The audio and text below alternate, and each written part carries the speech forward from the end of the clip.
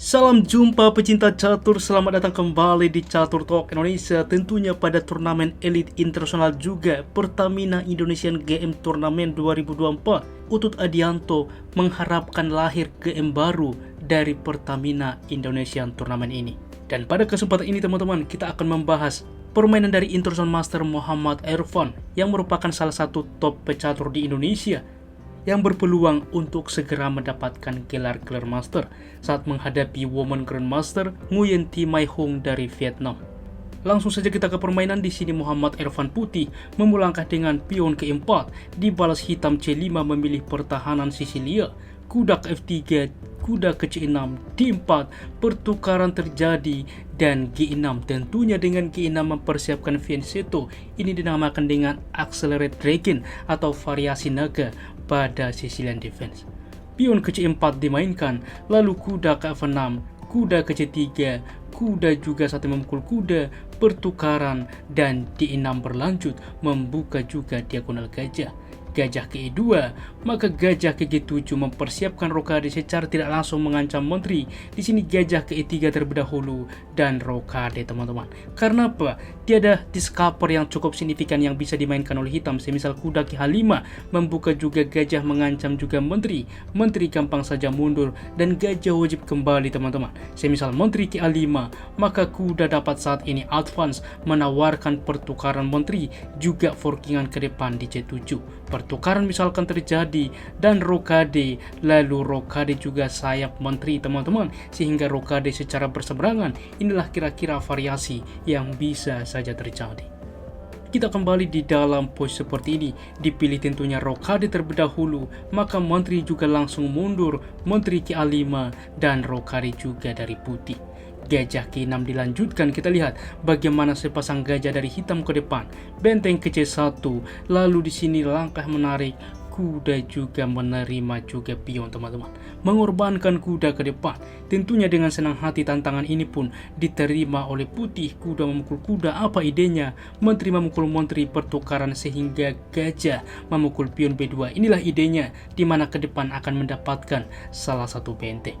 Di sini tentunya gajah ke F3 pada permainan masa lalu teman-teman pernah dimainkan, yaitu dengan gajah juga menerima benteng langsung pertukaran, benteng ke B8, gajah memukul juga, pion mengancam benteng. Di sini benteng menerima pion A2, gajah juga menerima pion, dan permainan pun masih cukup sebanding.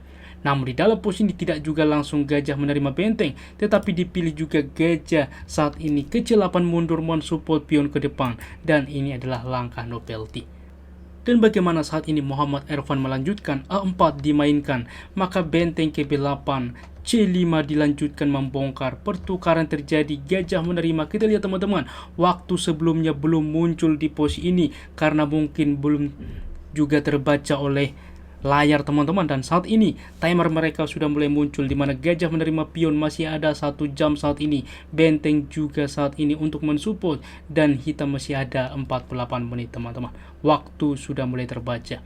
Gajah saat ini menerima pion, maka pertukaran gajah ke C5, maka di sini juga diterima benteng pertukaran mendapatkan pion A4. Langkah terbaik, gajah juga langsung menerima pion. Mengapa ini opsi terbaik teman-teman? Terlihat mengorbankan, sejatinya tidak. Di sini memang diterima oleh hitam, maka benteng juga menerima gajah tempo sekali. Raja berpindah, dan saat ini kita lihat teman-teman, bersainglah gajah dan juga kuda terhadap benteng. Ada pion teman-teman. Diambil inisiatif dengan G4 mendorong ke depan, maka B5 saat ini mempersiapkan juga counter attack promosi, benteng ke B8, maka benteng ke B4, raja ke G2, dan F5 saat ini. H3 di dalam posisi langkah benteng mengancam kuda, sebuah pilihan. H6 dipilih, maka kuda juga saat ini manuver, coba dimainkan pertukaran, dan benteng juga langsung mengapin pion. Kuda ke G3, B4, di sini gajah ke D5 melakukan skak ke depan. Benteng juga mengancam gajah. Di sini gajah ke C6 mengancam benteng. Sebuah hal yang menarik, apa yang terjadi jika dilakukan skak teman-teman?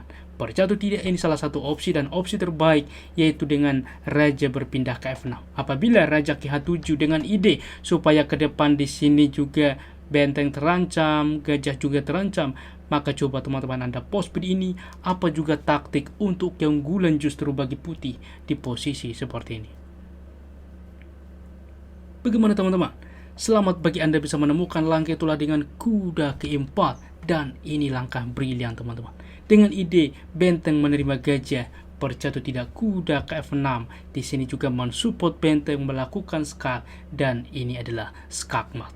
Oke teman-teman, oleh sebab itulah di dalam pos seperti ini tidak dicoba tentunya dengan benteng melakukan skak, tetapi gajah mengancam benteng kembali, maka benteng ke-4 dilakukan skak, raja berpindah, kuda ikut membantu. Benteng juga mengancam gajah, gajah mengancam benteng, benteng ke-2, dan di sini kuda ke C5 manuver ke depan. Maka benteng juga saat ini mengancam pion, raja berpindah, diterima pion F2, dan kuda melakukan skak, raja berpindah, kuda ke F4 mengancam pion. Apa yang dimainkan cukup logis G5, akan tetapi ini adalah kesalahan teman-teman. Untuk tetap sebanding di dalam posisi yang bisa dimainkan oleh hitam, seperti benteng juga ke F1 mundur teman-teman. Dengan ide kuda memang di sini menerima pion, benteng dapat melakukan skak untuk juga mendapatkan apabila maju tentunya langsung juga skakmat. Di sini raja mundur, maka bisa diterima juga pion ke-4 mengancam juga kuda. Di sini juga gajah tidak bisa melakukan skak karena baris ketiga dijaga oleh benteng, dan ini pun tentunya masih cukup komplikatif dan sebanding.